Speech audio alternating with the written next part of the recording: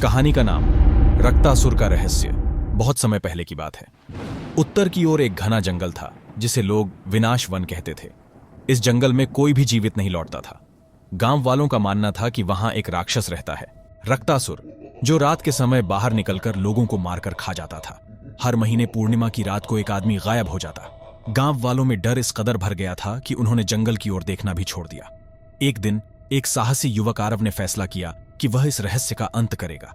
वह अपने साथ सिर्फ एक तलवार और एक पुराना ग्रंथ लेकर जंगल की ओर निकल पड़ा। उस ग्रंथ में लिखा था कि रक्तासुर को सिर्फ सत्य का आईना दिखाकर हराया जा सकता है। जैसे ही रात हुई, आरव को दूर एक गुफा से डरावनी आवाजें सुनाई दी। उसने हिम्मत करके गुफा में कदम रखा।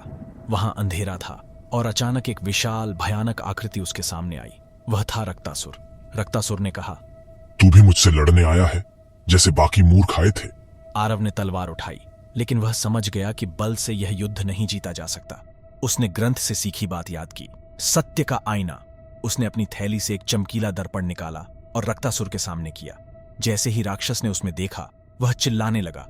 उसकी सूरत बदलने लगी, वह इंसान बनने लगा।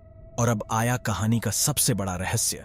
रक्तासुर असल में उसी गांव का एक साधु था जिसे कभी गांव वालों ने झूठे आरोप में वनवास दिया था। उसके दिल में इतना क्रोध भर गया था कि उसने तंत्र विद्या से खुद को राक्षस बना लिया। जैसे ही उसने अपनी असली सूरत देखी, उसकी आत्मा कांप उठी। उसने रोते हुए आरव से क्षमा मांगी और कहा, मुझे मुक्ति दो। आरव ने मंत्र पढ़े और साधु की आत्मा को शांति मिल गई। गांव में फिर कभी कोई नहीं मरा। लेकिन आज भी पूर्णिमा की रात जंगल में एक हल्की रोशनी दिखाई देती है, मानो कोई आत्मा अपने पाप धो रही हो।